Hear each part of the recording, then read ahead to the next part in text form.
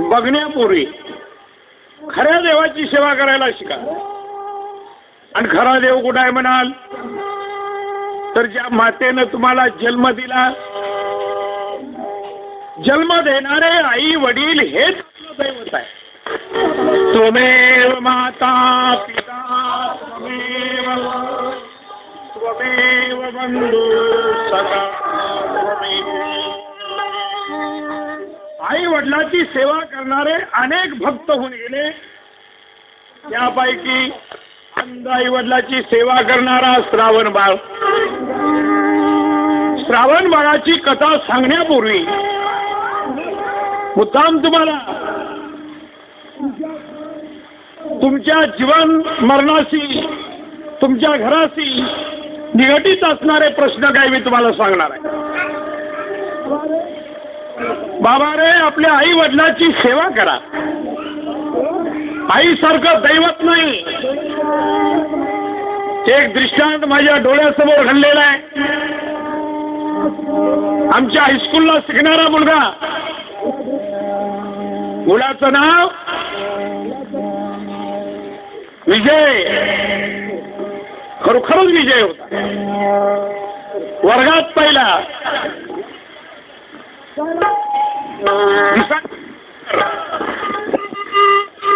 शक्ती चांगलं, बुद्धिमान, निर्व्यसनी. आई मात्र गरीब. 2-4 एकर जमीन, पण निसर्गाचा पाऊस पडला तर ती पिकणार नाही. कशात ती. आणि सध्या या देशामध्ये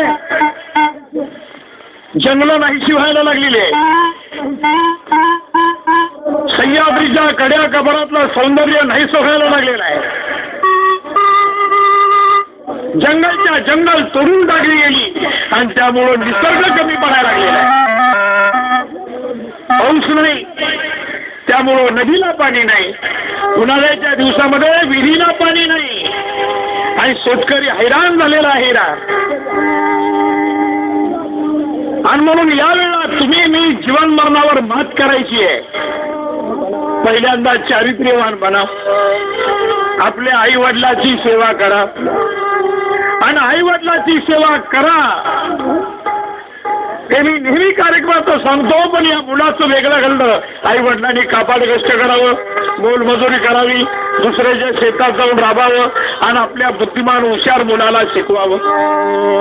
हा मुलगा 4थी इयत्तेपर्यंत त्याच्या गावात शिकला.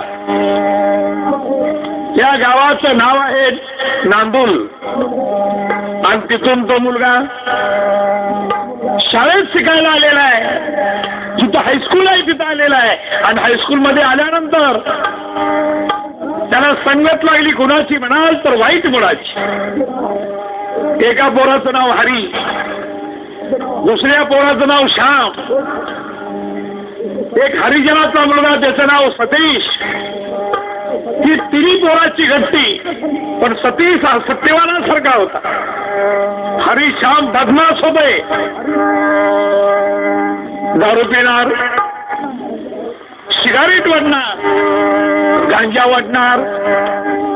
तेच नव्हे, आता नवीन निघालेली या देशाला एक फार मोठं विष पाठवून दिलेलं आहे.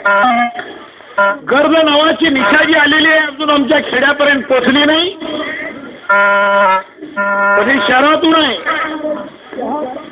पडणाऱ्याच्या देहाचा खिळखिळा होतो, लक्षात ठेवा. खडाचे सांधे मोकळे होतात, त्याच्या देहाचा चुरा बनला जातो. पण गर्भ निशाशी आहे. एकदा का ते सिगारेटला लावून वडली, माणूस स्वतःच्या पत्नीला घाण ठेवायला मागं बघणार नाही. आणि या विजयला, कारण माणसाला नेहमी वाईटच आवडतं, चांगलं आवडत नाही. मन बावळट. आणि बावळट मनाची या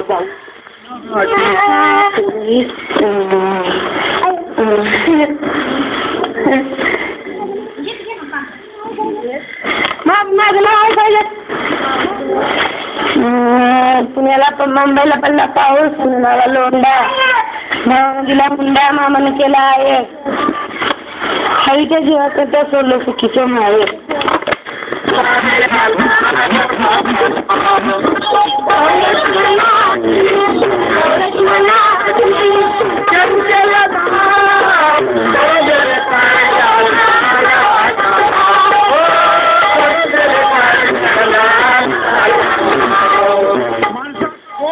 कडू बनलंय,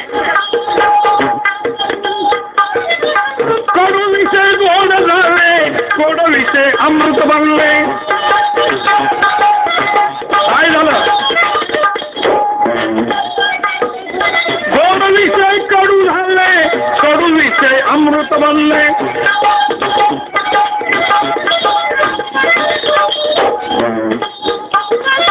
तरुणाची आजकालची आजकालचे तरुण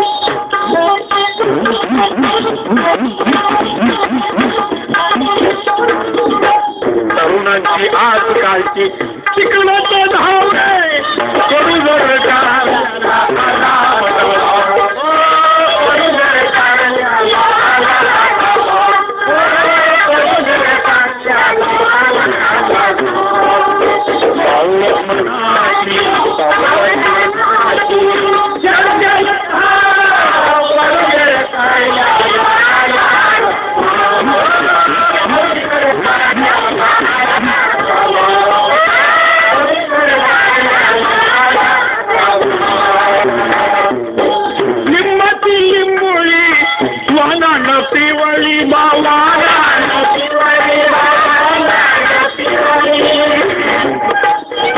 तरुणांना आला घातला पाहिजे, पण पालक पण जबाबदारी विसरलेले आहे आणि त्यामुळे हे घडायला लागलेलं आहे. पालकांनी व्यसनं त्यागली पाहिजे. आपल्या मुलाला चारित्र्यवान बनवायचं असेल, विजूचे पालक चारित्र्यवान होते, आई सक्षम होती, पण या मुलाला सहवास दुर्गुणाचा लागला.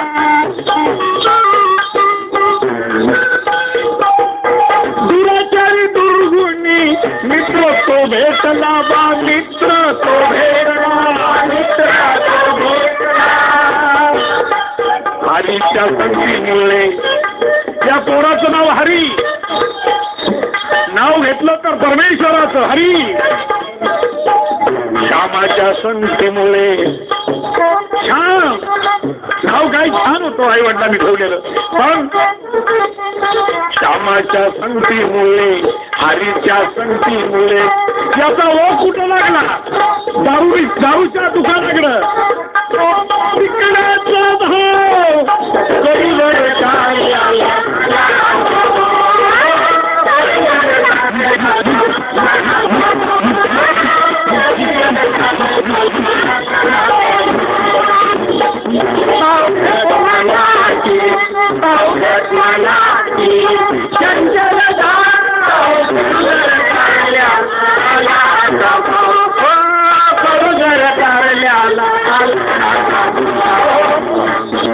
आणि या कडूजर कारल्याला भाव आला.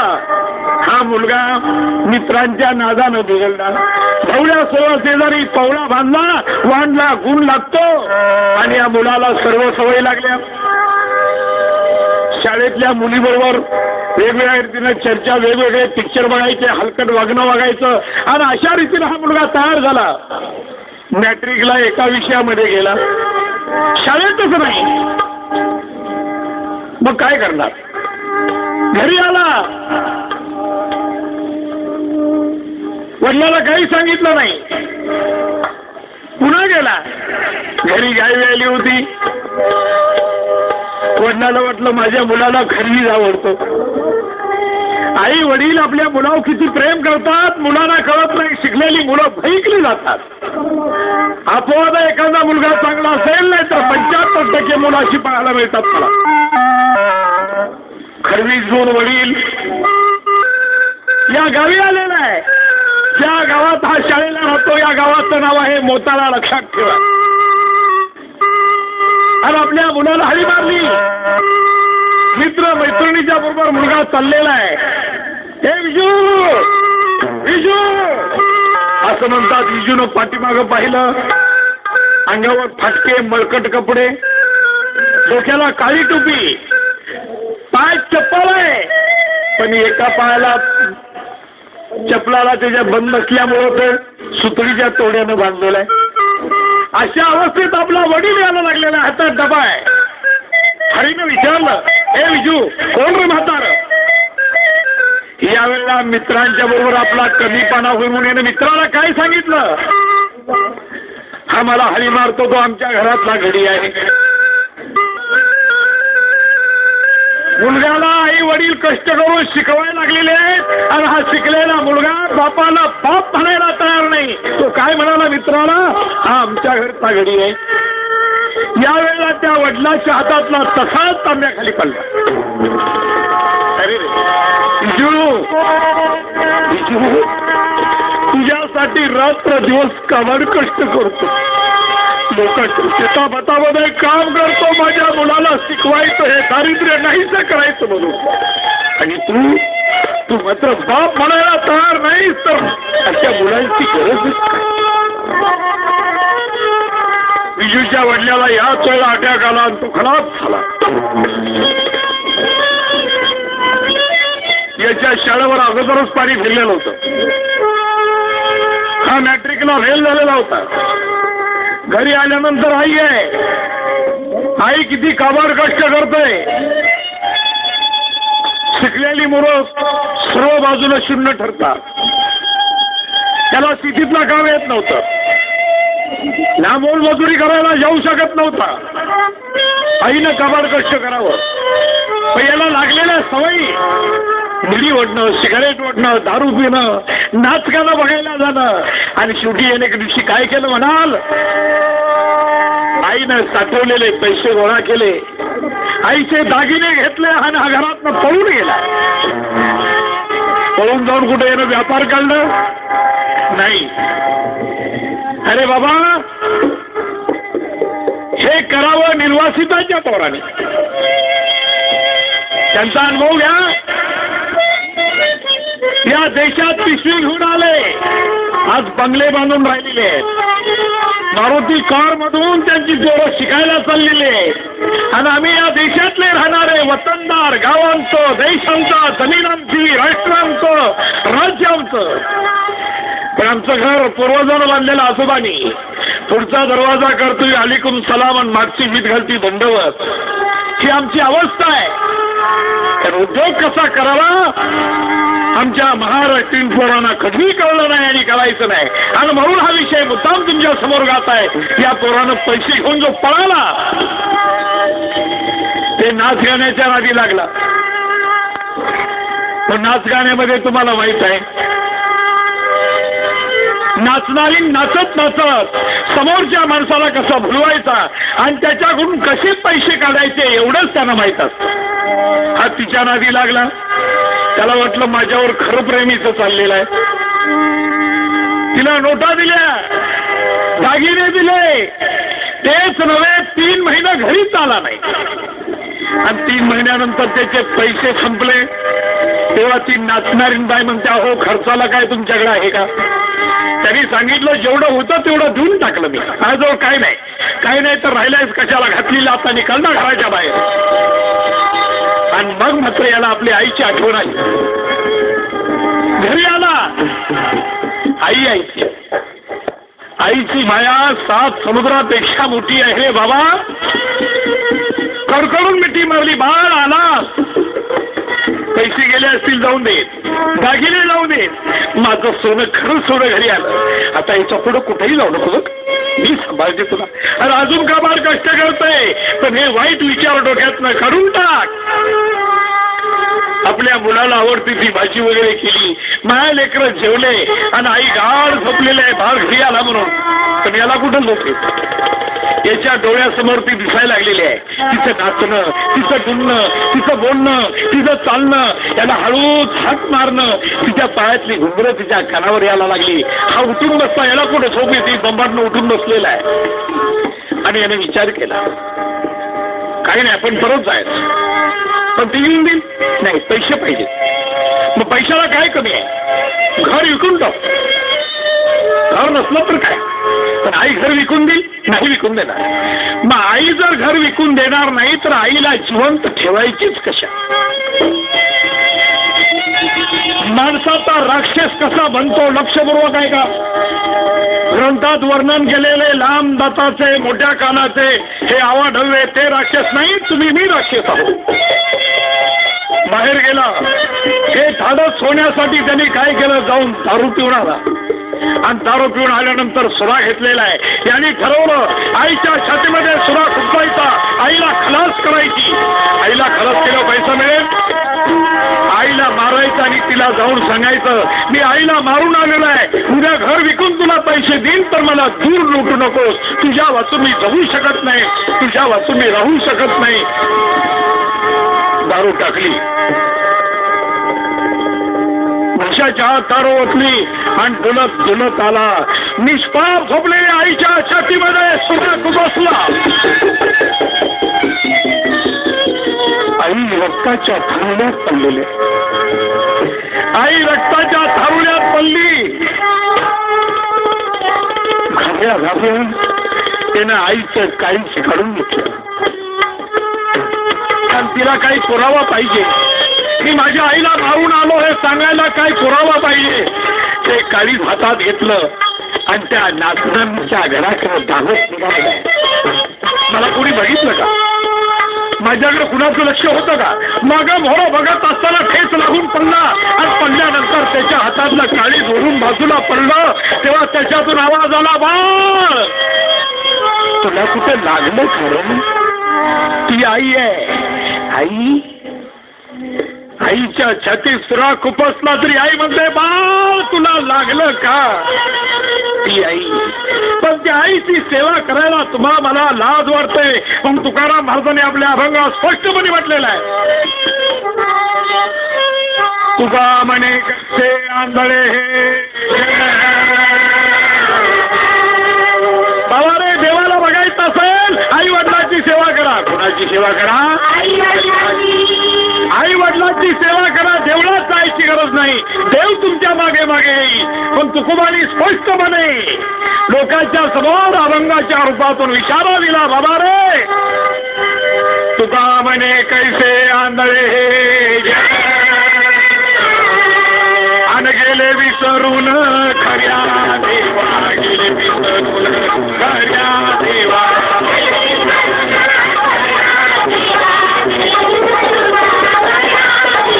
गेले विसरून खऱ्या देवा, गेले विसरून खऱ्या देवा.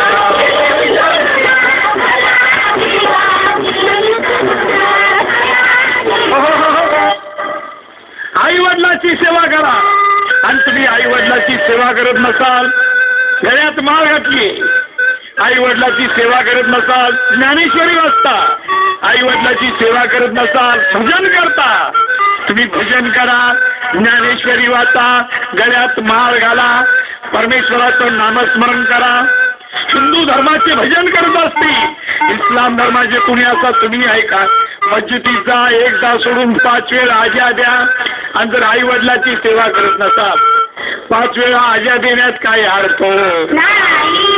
आई वडिलांची सेवा करत नसाल, ज्ञानेश्वरी वाचण्यात काय अर्थ? अरे तुम्ही खऱ्या देवाला जर दुखवतात, आई वडील हेच आपलं दैवत आहे आणि हे जर तुमच्या हातून जमत नसेल, मग भजन करा, ज्ञानेश्वरी वाचा, पंढरीला जा, गळ्यात माळ घाला, पांडुरंगाच्या पाया पडा, नाही तर पांडुरंगाला उघडून द्या, काही फायदा होणार नाही. लक्षात ठेवा, तुम्ही आई वडिलांची सेवा करत नसाल, नमाज पडा, मस्जिदीमध्ये जा, हाजला जा, मदिनेला जाऊन परत या, तरी पैगंबराची तुमच्यावर कृपा कधी काय होणार?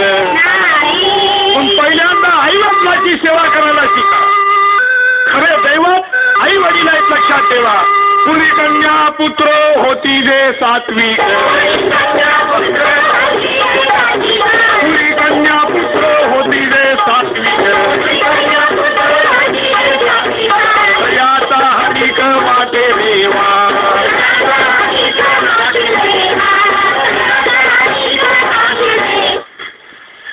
एक मुलाचा विषय मी तुमच्या समोर जात आहे. एकदा आपण सर्वांनी परमेश्वराचं चिंतन करूया. राजा राम राम राम सीता राम राम राम.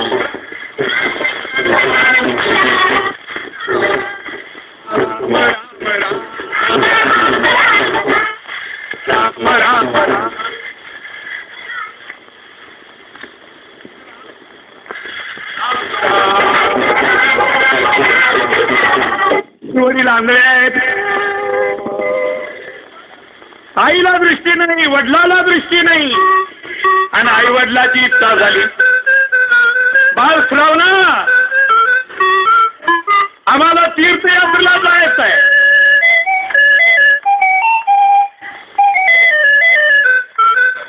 आईच्या मुखातून शब्द येतात. श्रावण नाही म्हणाला नाही, मला त्रास होईल म्हटला नाही, कारण तो काळ गाडी घोड्याचा नव्हता. तो काळ मोठ्यामध्ये आपल्या आईला बसवलं, एका पारड्यामध्ये आपल्या वडिलांना बसवलं. उचलली ती माता पित्याचं दर्शन घेतलं. तीर्थयात्रेसाठी श्रावणाने कावड उचलली. उचलून धनी खांदी लावली, उचलून धनी खांदी लावली, उचलून धनी खांदी लावली, उचलून धनी खांदी लावली. आणि श्रावण निघाला तीर्थयात्रेला. आणि श्रावण तीर्थयात्रेला निघत असताना आपल्या आई वडिलांना ज्या ठिकाणी मुक्काम होईल गावातनं भिक्षा मागून आणावी, स्वयंपाक करावा, गरम गरम आई वडिलाला खायला घालावं, आणि आई वडिलाची सेवा करावी. माता पित्याची करतो सेवा, माता पित्याची करतो सेवा, श्रावणासारखा मुलगा हवा. प्रत्येक आई वडिलांना अपेक्षा करत आहे,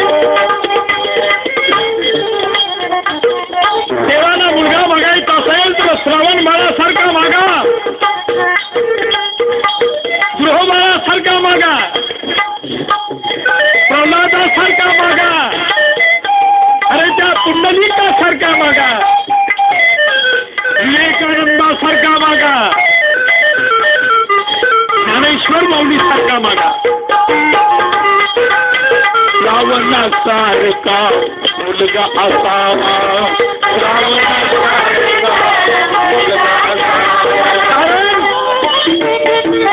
आपले थकलेले आंधळे आई वडिलाची कावड खांद्यावर घेतलेली आहे. आणि हा श्रावण या जंगलातून दरी कबाडीतून काशीला निघालाय. काशीला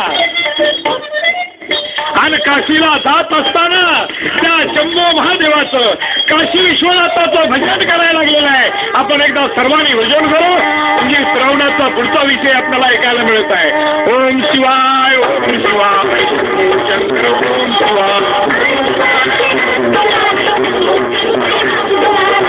शिवाय, ओम शिवाय, शंकर ओम शिवाय. म्हणू नका ओम शिवाय, ओम शिवाय, शंकर ओम शिवाय.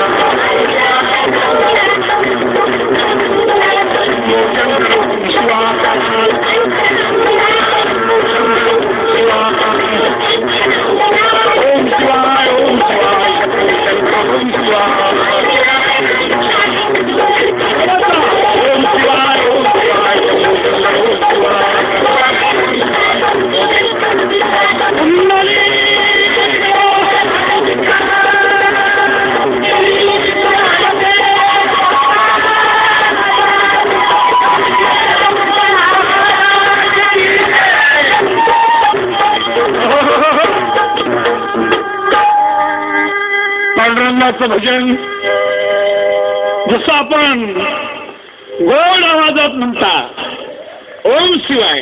ओम शिवाय म्हणजे शंभू महादेवाचं भजन. काशीला चाललेला हा श्रावण आपल्या आई वडिलाला शंभू महादेवाचं भजन गात आहे, त्यांची सेवा करत आहे.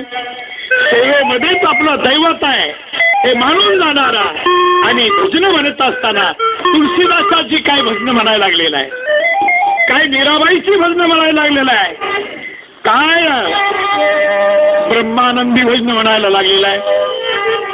कब सुमरोंगे राम सुनो रे भाई.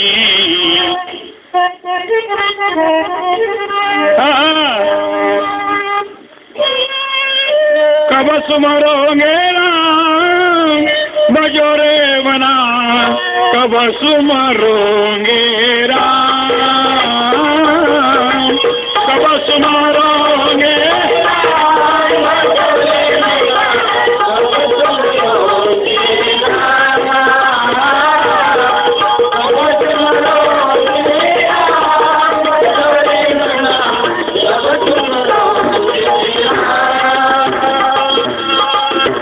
सुमरोंगे राम. श्रावणबाळ कुठंतरी मंदिरामध्ये कुठंतरी गर्द झाली, आपल्या आई वडिलाला सावलीला बसवणं आणि त्यांच्या समोर परमेश्वराचं भजन करणं.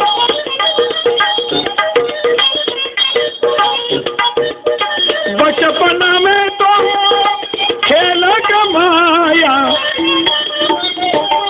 माणसाचं बचपन कसं आहे, बचपन में तो खेल कमाया, तारुण्य में काम सुनो रे भाई, कब सुमरोगे राम, कब सुमरोगे राम, कब सुमरोगे राम.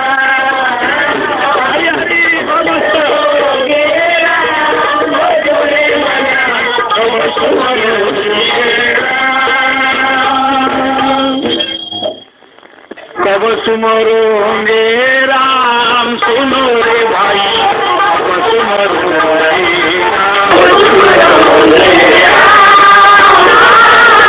कब सुमरोंगे राम,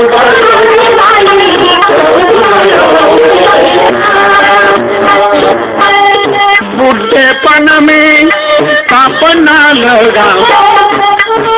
अरे बाबा, तरुण्याच्या परमेश्वराचं भजन करता येईल, आई वडिलांची सेवा करता येईल. तुम्ही वृद्ध झाल्यानंतर काय घडणार आहे? कबीरदास म्हणतात, बुढ़ेपन में कापना लगा, निकल गया अवसान भजोरे मना, कब सुमरोगे राम,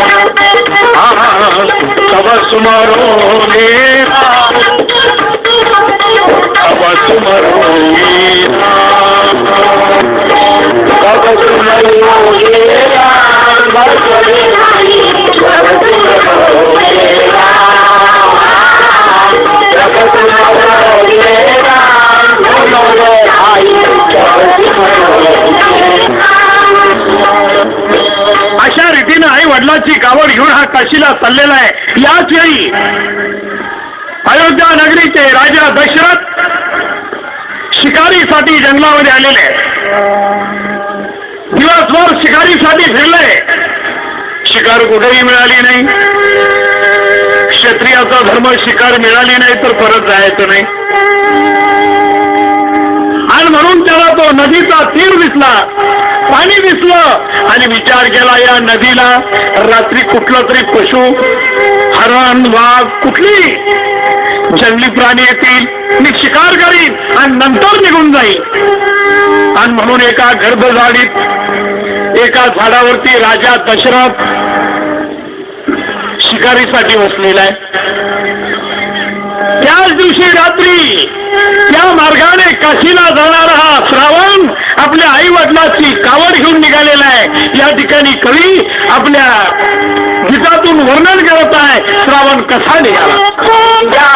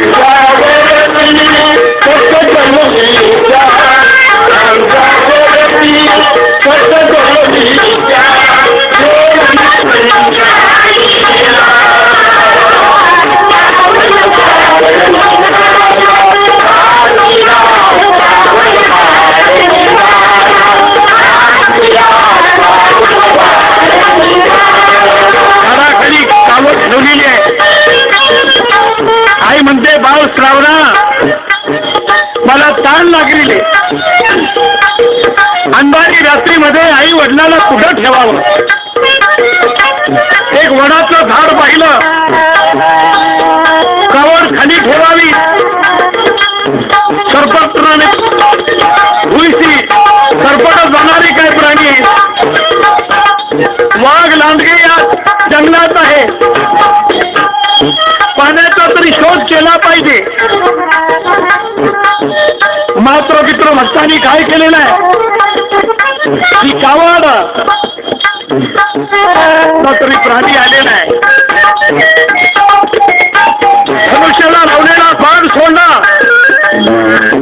आणि तो तू करत आलेला बाण श्रावणाच्या हृदयातून घुसलेला त्याने किंकाळी खोलली आहे. राजा दशरथाच्या लक्षात आलं, पशु नाही, माझ्या हातून मानवाला लागलेला आहे. आणि श्रावणापाशी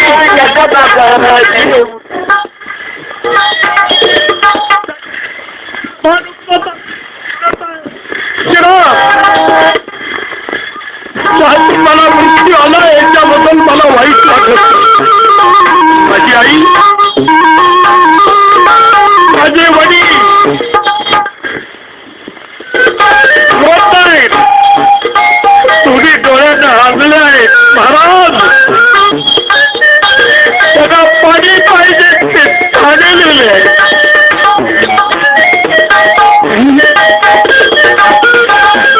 बाण उपसला तरी मरणार, गाई उपसला तरी मरणार. पण राजा दशरथ मला वचन द्या, तुझ्या आई वडिलांना मी पाणी पाजतो, त्यांची प्रश्न भागवतो. पण राजा माझ्या आई वडिलांचा सांभाळ करा राजा दशरथ.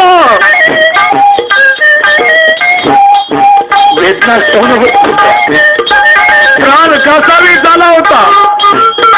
दशरथाने वचन दिलं, राहुना माझ्या हातून न कळत हे घडलेलं आहे. राहुना तुझ्या आई वडिलांना मी पाणी पाजली. व्याकुळ झालेल्या श्रावणाने सांगितलं, राजा दशरथ माझे आई वडील पाणी पिऊपर्यंत एक शब्दही बोलू नको. तू बोललास तरी त्याला संशय ते तुला विचारती, आमचा बाळ कुठं आहे, तू कोण आम्हाला पाणी पाजायला लागलं. पाणी पिल्यानंतर सांगतो मी राजा दशरथ आहे, माझ्या तुमचा बाळ वधला गेला. आई वडिलांची आठवण करून दशरथाच्या मांडीवर श्रावणाने आपला शेवटचा श्लोक बोलला. राजा दशरथाच्या हातापायाचा धप्पा गेला होता. राजा दशरथाने ती झारी उचलली.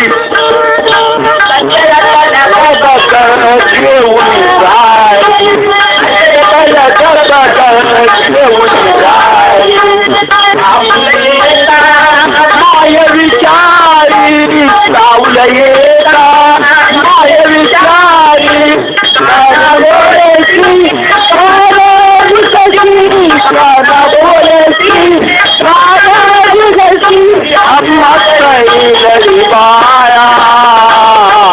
सावन बाल निघाला, काशीला सावन बाल निघाला, काशीला सावन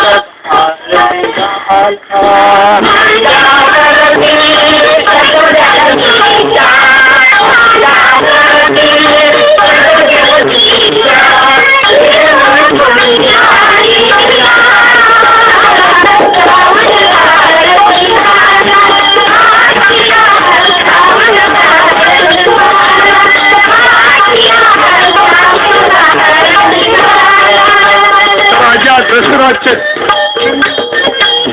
कंठ दाटला होता, हातापायातला चुकवा गेला होता. क्षत्रिय होता पण मान मित्र बनलं होतं. आपल्या हातून हे न झालं पाप घडलं होतं. एका ब्राह्मण पुत्राचा वध झालेला होता. राजा दशरथाने हातामध्ये झारी भरून घेतलेली आहे. श्रावणानं सांगितलेल्या मार्गाने त्या गवताच्या गाठी त्याचा शोध करत करत श्रावणाच्या आई वडिलांच्या जवळ येऊन पोहोचलेला आहे. पायाचा आवाज येतात.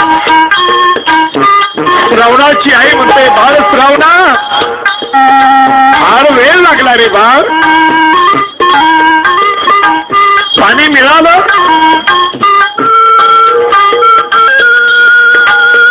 राजा दशरथ काहीच बोलेना, कारण श्रावणाने कल्पना दिली होती की माझ्या आई वडिलांना पाणी पाजल्या वाचून तुम्ही त्यांना काही सांगू नका.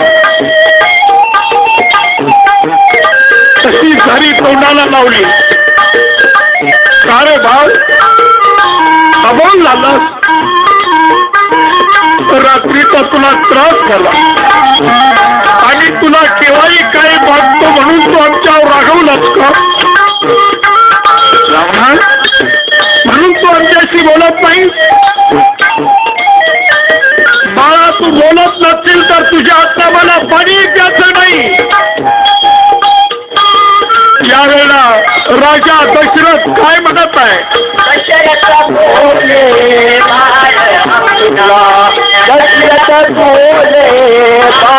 आपला नकळती नकळत वदना माझ्या हातुनी नकळत वदना राजा दशरथ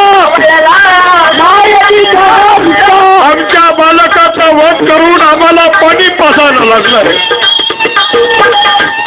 तुझ्यातला मी पाणी पिणार नाही. आमची आलयाची काठी मोडून तुला काय मिळालं रे राजा दशरथ? काय म्हणून वाटला असतील माझ्या भावाला? जाती जन्माचा वैरी होत असतो.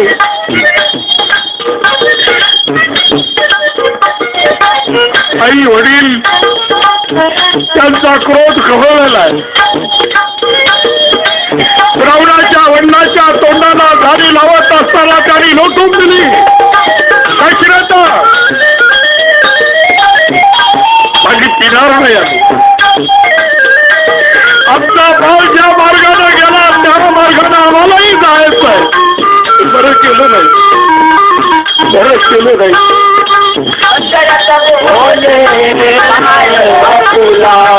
दशरथ बोले बाळ आपुला माझ्या हातुनी नकळत वदला माझ्या हातुनी नकळत वदला क्रोध कवळला मायती जायचा क्रोध कवळला मायती जायचा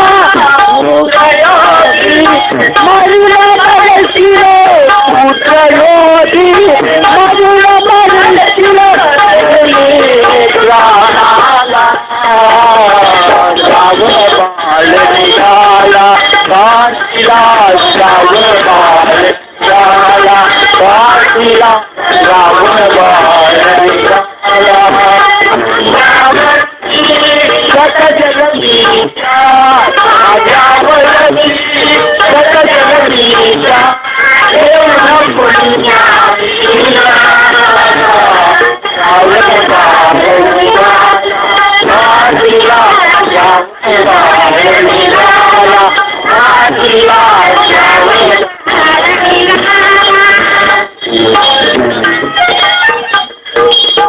रावणाचे आई वडील म्हणत आहेत, राजा दशरथ आम्ही कसं श्रावण श्रावण श्रावण म्हणून सहू करू. लक्षात ठेव, ब्राह्मण पुत्राचा तू वध केलेला आहे. आम्ही जसे सरपडून मरू तसेही तुझ्या मुलाचं नाव घेत घेत मरती.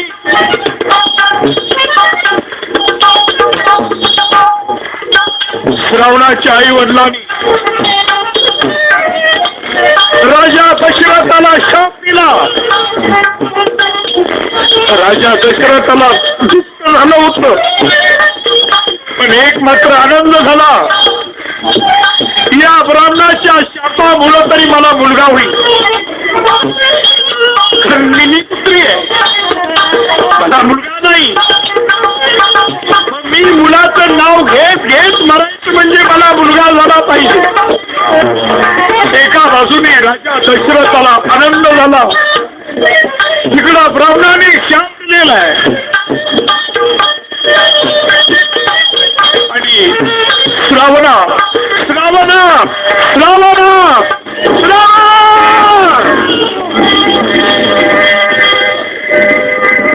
श्रावणाच्या आई वडिलांनी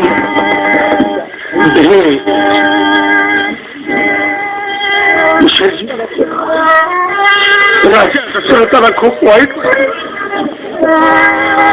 पिता पुत्राचं दहन केलं. आणि राजा दशरथ अयोध्या नगरीला निघून आल्यानंतर काही दिवसाचा काळ लोटलेला आहे. ऋषी मुनीच्या आशीर्वादाने राजा दशरथाने यज्ञ केल्यानंतर या यज्ञ देवाकडून मिळालेला प्रसाद आणि राजा दशरथाला पुत्र प्राप्ती झाली. कौशल्येला आराम झाला. राम लक्ष्मण चौघे मुलं. तुकाराम महाराजांनी ठिकाणी वर्णन केलेलं आहे, म्हटलेलं आहे, अरे न कळत पाप करा नाही तर जाणून बुजून करा. न कळत पाप जरी केला तर प्रभू रामचंद्राचे वडील राजा दशरथ देवाच्या बापाला ते फेडावं लागलेलं आहे. ब्रह्मानं दिलेला शाप हा कधी खोटा होत नाही. तुकाराम महाराज म्हणत आहे, चौघे मुले राजा दशरथा. श्रावणाच्या आई वडिलांना शाप दिल्यामुळं राजा दशरथाला 4 मुलं होती. पण कैकेयीने हट्ट धरला. रामाने 14 वर्ष वनवासाला जावं, भरताने गादीवर बसावं. आणि हे जेव्हा कळलं तेव्हा राजा दशरथ आपल्या पत्नीला म्हणत आहे, धाडू नको वनिरा. कैकेयी धाडू नको वनिरा. वनिरा कैकेयी धाडू नको वनिरा. धाडू नको वनिरा.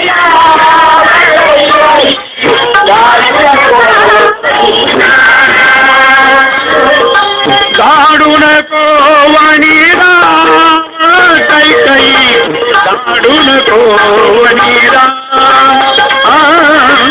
धाडू नको वनिरा कैकेयी धाडू नको वनिरा. धाडू नको वनिरा कैकेयी धाडू नको वनिरा. धाडू नको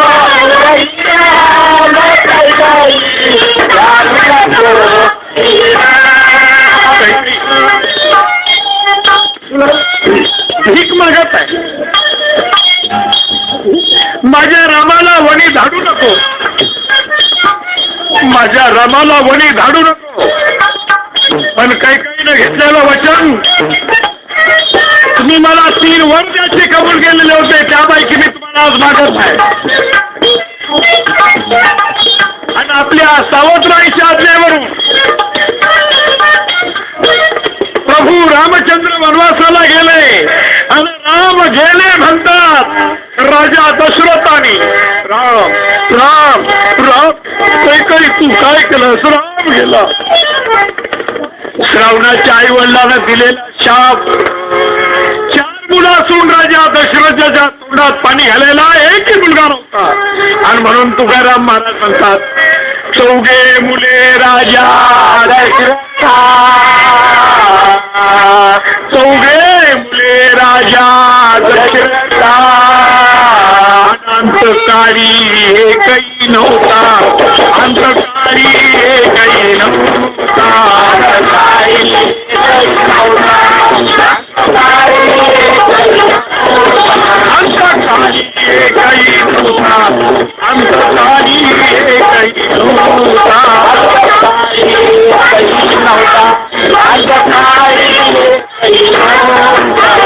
हो 4 मुलं असून राजा दशरथाच्या अंतकाळाला एक तरी मुलगा होता का? बोला.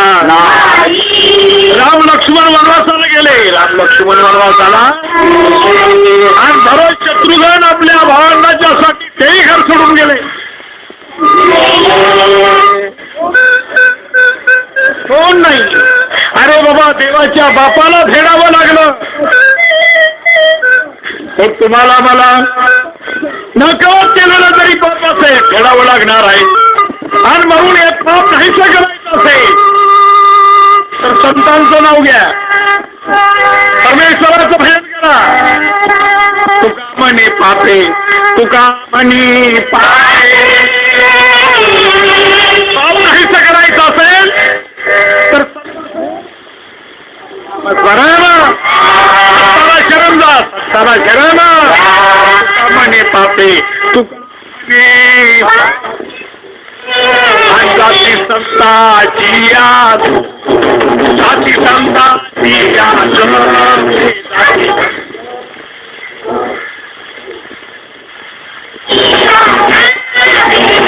संता जियात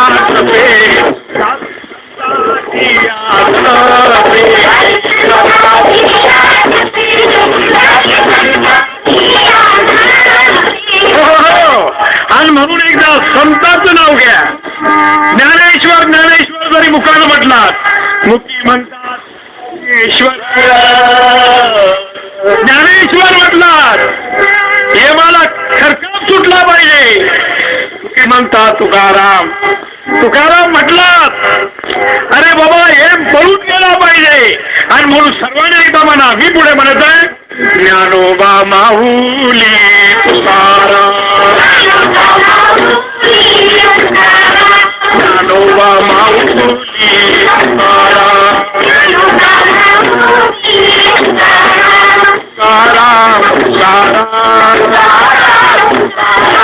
तुकाराम तुकाराम ज्ञानोबा माहुली तुकाराम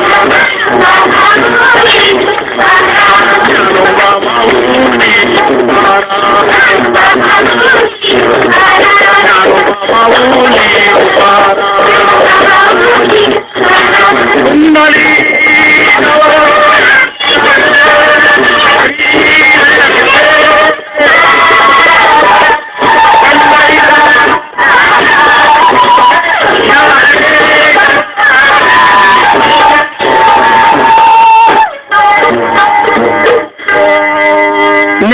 सत्पुरुषाचं नाव घ्या. सत्पुरुषाच्या सानिध्यात राहा. कथा कीर्तन ऐकायला जा. कथा कीर्तन ऐकल्यानं काय होतं म्हणाल नामस्मरण कीर्तन साधन नामस्मरण कीर्तन साधन पै अन जळतील पापे जन्मांतरची जन्मांतरची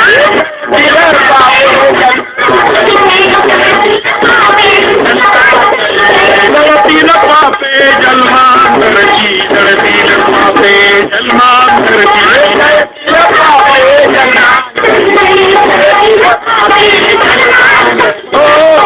नामस्मरण कीर्तन साधन पैसोबे जळतील पापे जन्मांतरची. जन्मांतराचं पाप नाहीच करायचं असेल तर नामस्मरण करा. काय करा नामस्मरण. कीर्तनाला जा. कशाला जा तर तमाशाला जाऊन जमल बोला सिनेमा पाहून जमल बोला स्मरणच करायला पाहिजे. संतांच्या सानिध्यात राहिलं पाहिजे. संत लाभ संत दर्शनी लाभ पद्मनाभ जोडीला. आणि म्हणून स्वामी सद्गुरू रामानंद महाराज यांचा मला सहवास मिळाला. गाडगे बाबांची कृपा झाली. थोर सत्पुरुषांचा सहवास मिळाला. गाडगे महाराज तुकडोजी महाराज सोनोपंत दांडेकर मामा मुंडा महाराज गाडगे महाराज कैकाडी महाराज स्वामी रामानंद बाबांच्या जवळ आलो. आणि बाबांच्या मुळे काय झालं सद्गुरू स्वामी नामानंद लाविला भजनाचा छंद. सद्गुरू स्वामी नामानंद लाविला भजनाचा छंद. सद्गुरू स्वामी नामानंद लाविला भजनाचा छंद. लाविला भजनाचा छंद. कीर्तनी रमले गोविंद कीर्तनी रमले गोविंद. सद्गुरू स्वामी नामानंद लाविला भजनाचा छंद. सद्गुरू स्वामी नामानंद लाविला भजनाचा छंद. कुंडली